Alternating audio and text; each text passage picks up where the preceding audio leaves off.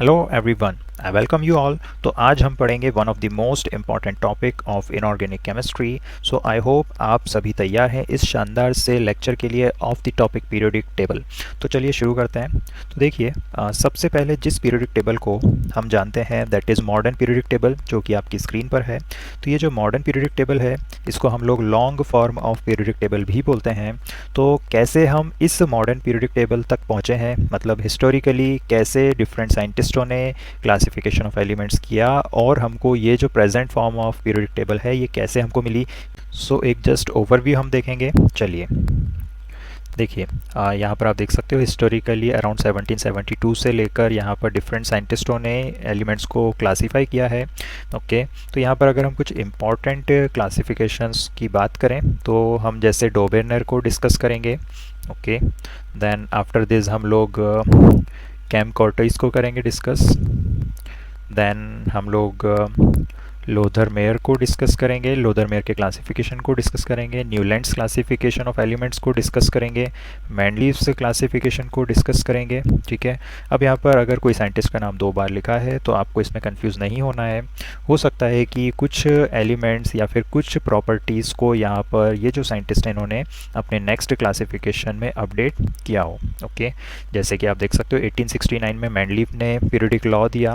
Okay, जिसमें इन्होंने कहा कि एलिमेंट्स को increasing order of atomic mass में अरेंज करेंगे एंड यहाँ पर 63 एलिमेंट्स के लिए इन्होंने ये पीरियोडिक टेबल दी थी। देन आफ्टर दिस 1871 में मैंडलीव ने अपनी पीरियोडिक टेबल को अपडेट किया and he predicted properties of 10 more elements. Okay, तो चलिए आगे बढ़ते हैं। So after this we will discuss classification given by Moseley, जो कि हम जानते हैं कि present form of periodic table जो है हमारी एटॉमिक नंबर के अकॉर्डिंगली जहाँ पर एलिमेंट्स अरेंज्ड हैं, तो इसका जो बेसिस दिया था वो किन्होंने दिया था? The scientist name is Moseley. तो ये आपको याद रखना है, इसको अभी हम डिटेल में भी डिस्कस करेंगे।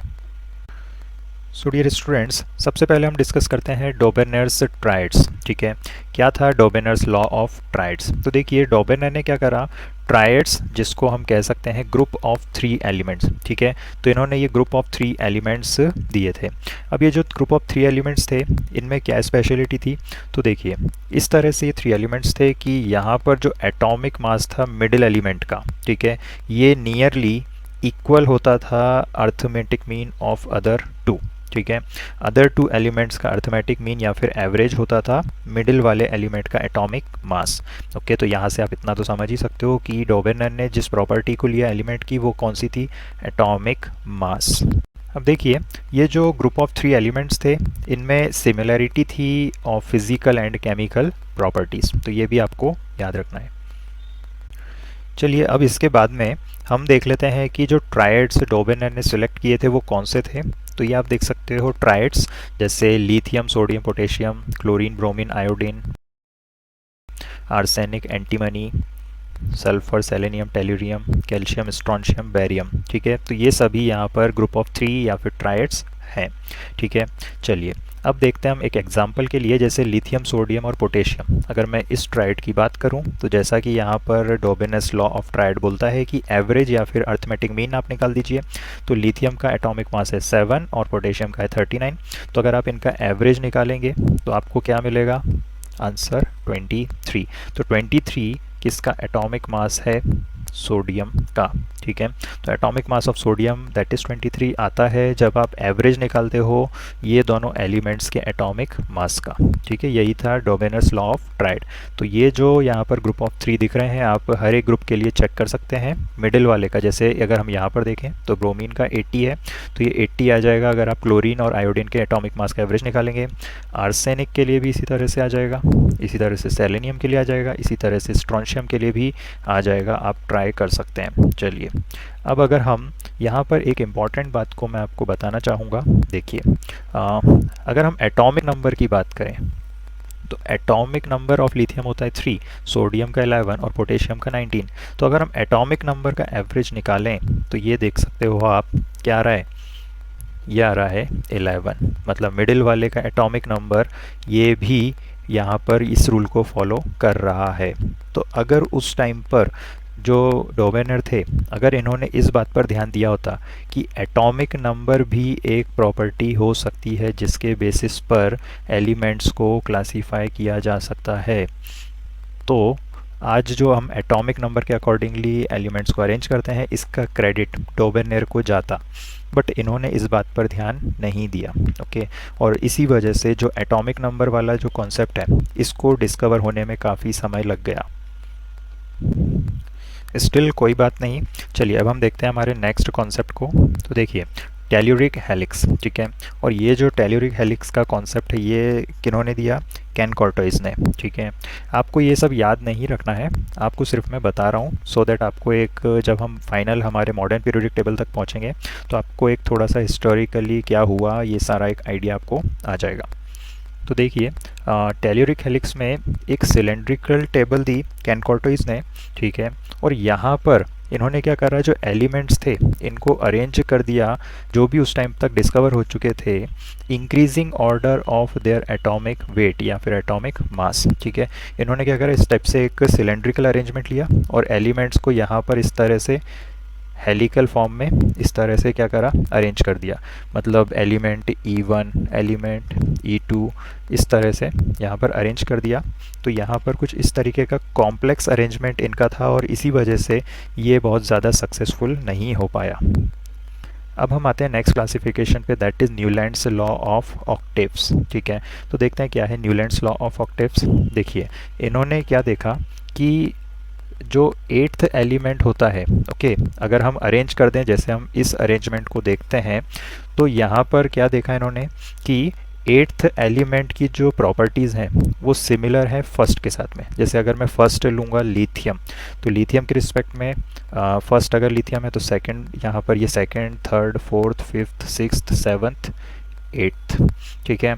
तो यहाँ पर आप देखोगे लिथियम और सोडियम की जो प्रॉपर्टीज़ हैं वो कैसी हैं, वो प्रॉपर्टीज़ सिमिलर हैं, ठीक है। तो यही पॉइंट को ऑब्जर्व किया न्यूलैंड्स ने, ठीक है। जैसे कि जो म्यूज़िकल नोट्स होते हैं तो यहाँ पर भी आप देखते हो कि एट्थ नोट जो होता है ये क्या होता है, रिपीट होता है, जैसे सा रे गा मा पा धा नी सा, ठीक है। तो यहाँ पर अगर आप देखोगे तो आप क्या देखोगे कि एट्थ नोड ये जैसे सा फिर से रिपीट हो गया, ठीक है। तो बस इसी पॉइंट को आपको यहाँ पर याद रखना है कि एट्थ एलिमेंट जो होता है इसके प्रॉपर्टीज़ सिमिलर होते हैं। अगर मैं कार्बन से शुरू करूँगा तो मैं सिलिकॉन तक एट्थ एलिमेंट मुझे मिल जाएगा, ठीक है। तो ये कुछ एलिमेंट्स ऐसे हैं जो कि न्यूलैंड्स लॉ को फॉलो कर रहे हैं, ओके। तो ये आपको याद रखना है। बट न्यूलैंड्स लॉ भी यहाँ पर कुछ, यहाँ पर क्या थे, इसके ड्रॉबैक्स थे, ठीक है। जैसे यहाँ पर हमने जो देखा है अभी जो ग्रुप ऑफ एलिमेंट्स ये लाइट एलिमेंट्स हैं जिनके एटॉमिक मास कम है, तो यहाँ पर तो ये लॉ वैलिड हो रहा है। बट हैवी एलिमेंट्स के लिए यहाँ पर न्यूलैंड्स लॉ एप्लीकेबल नहीं हो रहा था on wide range of elements, ठीक है। तो इस लिमिटेशन के कारण भी यहाँ पर न्यूलैंड्स लॉ इतना ज़्यादा सक्सेसफुल नहीं हो पाया। अब आते हैं हमारे नेक्स्ट क्लासिफिकेशन पर, that is Lothar Meyer's curve पर, ठीक है। तो देखिए इन्होंने यहाँ पर क्या करा, फिज़िकल प्रॉपर्टीज़ को यूज़ किया, एलिमेंट्स के फिज़िकल प्रॉपर्टीज़ को यूज़ किया to relate similarities among elements, okay. मतलब एलिमेंट्स को अरेंज करने के लिए या फिर उनमें कुछ प्रॉपर्टीज़ को ढूंढने के लिए, सिमिलर प्रॉपर्टीज़ को ढूंढने के लिए इन्होंने फिज़िकल प्रॉपर्टी ऑफ एलिमेंट को यूज़ किया। फिज़िकल प्रॉपर्टीज़ जैसे एटॉमिक वॉल्यूम हो सकता है, melting point, boiling point, okay. चलिए तो यहाँ पर अगर हम एटॉमिक वॉल्यूम का फॉर्मूला देखें तो एटॉमिक वॉल्यूम क्या होता है, एटॉमिक वेट अपॉन डेंसिटी, ठीक है। एटॉमिक वॉल्यूम का जो यूनिट इन्होंने लिया वो क्या था, सेंटीमीटर क्यूब, ठीक है। तो यहाँ पर आप देख सकते हो ये जो कर्व है, जैसा कि यहाँ पर लिखा है कर्व, तो कर्व मतलब यहाँ पर हम एक ग्राफ प्लॉट करेंगे और इसमें जो भी यहाँ पर कर्व आ रहा है उसी के बारे में डिस्कशन हम करेंगे। तो यहाँ पर आप देख सकते हो एटॉमिक वॉल्यूम, तो एटॉमिक वॉल्यूम को रखा वाई एक्सिस पे लोथर मेयर ने और एक्स एक्सिस पे क्या रखा है, एटॉमिक मास। यूनिट्स आप देख सकते हो, एटॉमिक वॉल्यूम का सेंटीमीटर क्यूब है और एटॉमिक मास का है एटॉमिक मास यूनिट, ठीक है, AMU। चलिए तो ये कर्व जो था उसका कुछ पैटर्न इस तरह से आ रहा था, मतलब observed curve by Lothar Meyer is something like this. ये जो आप कर्व देख रहे हो इस टाइप का यहाँ पर ये आ रहा है लोदरमेयर कर्व। ठीक है, अब इसके कुछ इंपॉर्टेंट ऑब्जर्वेशंस देखिए। इन्होंने क्या देखा कि जो एलिमेंट्स हैं, जब अभी हम यहाँ पर इनके पोजीशन देखेंगे एलिमेंट्स के जो भी इस कर्व में आ रहे हैं, तो इन्होंने क्या देखा लोदरमेयर ने कि जो एलिमेंट्स हैं तो इनमें जिनकी सिमिलर प्रॉपर्टीज़ थी, okay, elements with similar properties वो ऑक्यूपाई करते हैं सिमिलर पोजीशन। ठीक है, मतलब क्या बोल रहा हूँ कि लेट्स से अगर ये पीक वाली पोजीशन है तो पीक वाली पोजीशन वाले एलिमेंट्स के सिमिलर प्रॉपर्टीज़ होंगे। अगर हम बॉटम वाली एलिमेंट्स की बात करें, ये जो बॉटम ऑफ कर्व जा रहा है तो इसके जो एलिमेंट्स ऑक्यूपाई करेंगे उनकी पोजीशन, उनकी जो प्रॉपर्टीज़ होंगी वो क्या होंगी, सिमिलर। ये असेंडिंग कर्व है, ये असेंडिंग कर्व है, तो असेंडिंग कर्व पर अगर आप आओगे तो यहाँ पर जो एलिमेंट्स होंगे उनकी प्रॉपर्टीज सिमिलर होंगी। अगर डिसेंडिंग पर जाओगे तो ये डिसेंडिंग वालों की प्रॉपर्टी क्या होगी, सिमिलर होगी। ठीक है, तो यही ऑब्जर्वेशन था लोदरमेयर का, और यहाँ पर इन्होंने किस प्रॉपर्टी को यूज़ किया, फिजिकल प्रॉपर्टी ऑफ एलिमेंट्स को। और ये ग्राफ किसके वर्सेस क्या प्लॉट किया है, मतलब वाई और एक्स एक्सिस पे क्या है, तो वाई एक्सिस पे है एटॉमिक वॉल्यूम और एक्स एक्सिस पे है एटॉमिक मास। आपसे क्वेश्चन ये भी पूछे जा सकते हैं कि वाई और एक्स एक्सिस पे लोदरमेयर ने क्या लिया, तो आपको यहाँ पर पता होना चाहिए atomic volume and atomic mass. तो चलिए अब इसी पॉइंट को देखते हैं डिटेल में। देखिए सबसे पहला ऑब्जर्वेशन क्या है, जो एल्कली मेटल्स हैं ये ऑक्यूपाई कर रहे हैं पीक ऑफ द कर्व। जैसा मैंने बताया था अभी, similar positions, similar properties of elements यहाँ पर ऑक्यूपाई कर रहे हैं। तो lithium, sodium, potassium, rubidium, caesium, है ना, ये सभी क्या होते हैं, एल्कली मेटल्स। तो ये देख सकते हो आप पीक को ऑक्यूपाई कर रहे हैं, ये आप देख सकते हो। ओके, जैसा कि अभी हम लोगों ने डिस्कस भी किया था। आई होप ये आपको क्लियर हो गया। Then apart from this next observation क्या था इनका, तो देखो इन्होंने क्या देखा, जो ग्रुप 2 के एलिमेंट्स हैं अल्कलाइन अर्थ मेटल्स, ये ऑक्यूपाई कर रहे हैं डिसेंडिंग कर्व। ठीक है, डिसेंडिंग कर्व का जो अराउंड मिड पॉइंट वाली जो पोजीशन है वो ऑक्यूपाई कर रहे हैं। जैसे ये डिसेंडिंग कर्व है, ठीक है, ये भी आपका डिसेंडिंग कर्व है, ये भी आपका डिसेंडिंग कर्व है, ये भी आपका डिसेंडिंग कर्व है, और ये भी आपका डिसेंडिंग कर्व है। तो इस डिसेंडिंग कर्व के ऑलमोस्ट मिड पोजीशन पर कौन आ रहे हैं, ग्रुप 2 के elements, that is alkaline earth metals. ये आप देख सकते हो, beryllium, magnesium, calcium, strontium and barium. चलिए अब इसके बाद में डिस्कस करते हैं हेलोजन्स की पोजीशन की। तो देखिए हेलोजन्स जो थे ये ऑक्यूपाई कर रहे हैं असेंडिंग कर्व। तो ये आप देख सकते हो असेंडिंग कर्व है, तो असेंडिंग कर्व पर कौन है, हेलोजन्स। ठीक है, ये आप देख सकते हो असेंडिंग कर्व पर कौन है, हेलोजन्स। पीक पर कौन था, अल्कली मेटल्स। ठीक है, अल्कली मेटल्स क्यों थे, क्योंकि इनके एटॉमिक वॉल्यूम जो होते हैं वो काफ़ी हाई होते हैं। ठीक है, जैसा आप देख सकते हो। ठीक है, तो हम अभी फ़िलहाल किस पर फोकस करेंगे, हेलोजन्स पर। तो halogens, fluorine, chlorine, bromine, iodine, ये सभी कहाँ पर हैं, ascending position of the curve पर। चलिए अब हम हेलोजन्स के बाद में देखते हैं ट्रांजिशन एलिमेंट्स की पोजीशंस। तो देखिए ट्रांजिशन एलिमेंट्स जो थे ये ऑक्यूपाई कर रहे थे मिनिमा ऑफ द कर्व। ये आप देख सकते हो मिनिमा, ये मिनिमा हो गया, ठीक है, ये मिनिमा हो गया, ठीक है, यहाँ से ये मिनिमा हो गया। तो जो ट्रांजिशन एलिमेंट्स होते हैं डी ब्लॉक में जो आपको मिलते हैं, ये आप देख सकते हो मिनिमा ऑफ द कर्व पर ये ऑक्यूपाई कर रहे हैं पोजीशंस। तो अगेन आपने देखा कि जो सिमिलर प्रॉपर्टीज़ वाले एलिमेंट्स हैं वो सिमिलर पोजीशंस इन दी लोदरमेयर कर्व ऑक्यूपाई करते हैं। सो डियर स्टूडेंट्स, इस वीडियो के लिए इतना ही। हम नेक्स्ट लेक्चर में डिस्कस करेंगे Mendeleev's classification of periodic table, okay, और उसके बाद में हम डिस्कस करेंगे हमारी modern periodic table and its properties.